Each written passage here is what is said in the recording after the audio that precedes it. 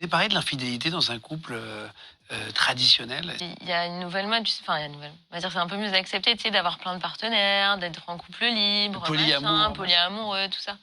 C'est un truc, genre, je peux pas partager.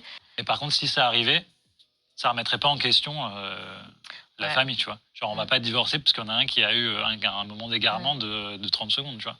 Alors, on a ce charmant couple qui a été invité sur l'émission de Guillaume Play pour vanter les mérites de la vie traditionnelle, de l'homme qui va travailler à l'extérieur, de la femme qui reste à la maison s'occuper des enfants, etc.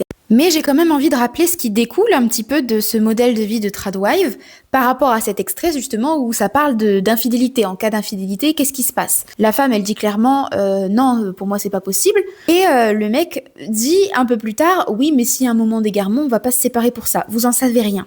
L'un ou l'autre ne peut ne pas supporter que l'autre ait eu un moment d'égarement. Et le truc, c'est que quand on entend cette femme parler un peu dans d'autres extraits de cette émission, elle a l'impression que vu qu'elle donne tout, vu qu'elle est complètement dévouée à son mari, ça ne peut pas mal se passer au sein de son couple. C'est totalement faux. Mariage, pas mariage, enfant, pas enfant, vous êtes jamais à l'abri que ça se passe mal. Ce n'est pas le fait que vous restiez bien sage, bien tranquille à la maison à faire votre petite popote qui va faire qu'il va être super sage aussi. Tout va dépendre du type d'homme que vous avez en face de vous. Bon, là, pour ce qui est de ce couple, le mec a l'air tout à fait respectueux et sympa, mais c'est pas toujours le cas. Et donc, si au bout d'un moment, tu te retrouves malheureuse avec ton mari, avec cette envie de divorcer et de renoncer à la soumission matrimoniale, bah c'est là que le problème de l'indépendance financière va se poser. Ça va faire 5, 10, 15 ans que t'as pas travaillé, et donc tu vas te mettre à rechercher du travail. Alors déjà, c'est pas évident. Alors quand t'as plus d'expérience professionnelle, ça va être compliqué d'avoir un travail avec un salaire correct. Tu te retrouves avec un salaire de 1500 €, tu ne peux pas subvenir seul aux besoins de tes enfants,